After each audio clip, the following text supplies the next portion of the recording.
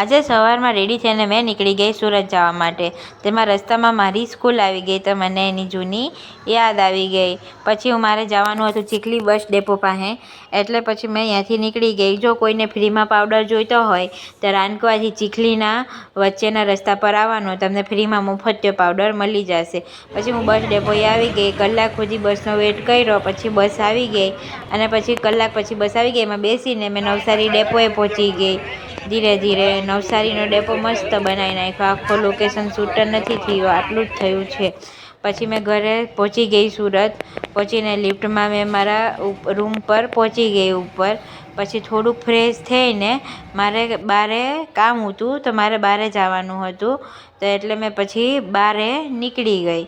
પછી મારે શાકભાજી પણ લેવાની હતી, તો પછી મેં કર્યું શાકભાજી પણ લઈ લીધી. શાકભાજી મારે બનાવવાનું હતું ફ્લાવર, બટાકા, ટામેટાં, અને મેં એ વઘારવા માટે મૂકી દીધું. પછી આ વઘારીને પછી મારે કરવાના છે ચોખાના રોટલા. જમવાનું બનાવી નાખ્યું. પછી મારે થોડીવાર રેસ્ટ કરવો હતો, એટલે થોડીવાર એમને પથારીમાં આડી પડી ગઈ. ટિફિન બી ભરાઈ ગયું. હવે થોડી વારમાં હોસ્પિટલ જવા નીકળીશ. હોસ્પિટલ જવાનો ટાઈમ થઈ જ ગયો હતો, 8 વાગી જેવા ગયા હતા. એટલે હું 8 વાગ્યે હોસ્પિટલ જવા માટે નીકળી ગઈ. મારે 8 વાગ્યે હોસ્પિટલે પહોંચવાનું હતું. પછી મેં પહોંચી ગઈ હોસ્પિટલે થોડી વારમાં. પછી મારે પાણીનો બોટલ ભરવો હતો, એટલે પછી લિફ્ટથી નીચે પાણી ભરવા ગઈ. પછી કંટાળો આવતો હતો. પછી એમને ખુરશીમાં ઝોલા મારતી હતી.